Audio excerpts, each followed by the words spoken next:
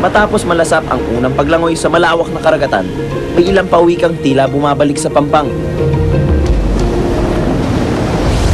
So dito sa facility, meron 3 sea turtles na inaalagaan nila. Sabi nga nila may abnormalities daw o sakit ang mga to. Ano ba mga problema nitong mga kaibigan natin pawikan dito?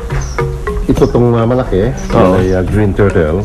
Naputol yung kanyang right flipper. Yung tip ay mapapansin mo, di ba? Ayun, may tapyas. Oo. Etong dalawa, itong pansin ko tong isa medyo maputla. Ito ay pinalaki ng isang pamilya sa Limay, Bataan. Pinalaki siya sa batya. Sabi noong may-ari, araw-araw daw, binabrush nung anak niya. Dahil sa tuwa. Sa tuwa siguro. Kaya puting-puti. Akala mo, Amerikano nang nanggaling dito yan eh. Etong isa, napansin ko medyo may humpback siya. Oo. Yun ang abnormality niya. Tapos nung mapansin ng mga mangisda na abnormal siya, dinala dito. So nahuli siya, nasa surface na siya. Kaya doon lang sa mababaw na siya nakita. So definitely yung isa, pag gumaling na yung kanyang sugat sa kanyang flipper, papakawalan na yan. Papakawalan natin yan. Pero itong dalawa mukhang kailangan na alagaan to. Oo, alagaan sila eh.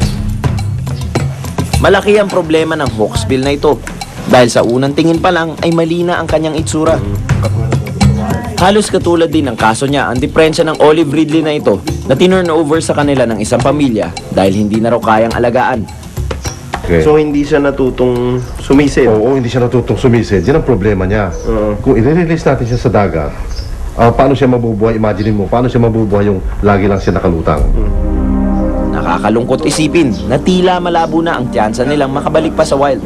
Sa ngayon, ang isang malaking problema nito ay ang foreign fishers na tinatarget nila yung paghuli ng pawikan sa ating jurisdiction. Marami rin sa kanila ang nahahain sa mga mamahaling restaurant. O kaya'y nagiging dekorasyon ang iba't ibang parte ng kanilang katawan. Kayang mabuhay ng mga pagong ng hanggang 100 taon at higit pa kung malaya lang sila makakapamuhay sa ilalim ng dagat. Bibilang pa ng 20 hanggang 50 taon ang isang pawikan bago pa ito makipagtalik. Kaya ang makuna ng eksenang ito ay talaga namang 1 in a million.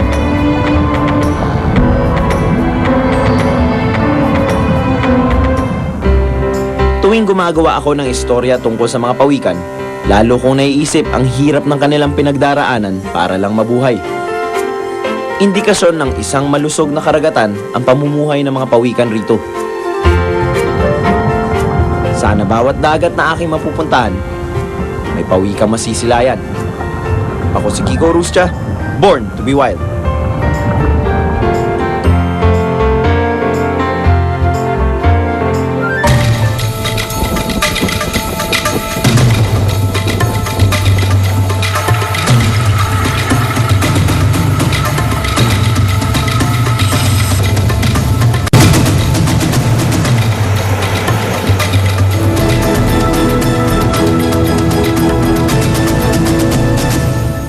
Na-enjoy mo ang real encounters in the wild sa Born to be Wild kasama ang Nescafe Classic.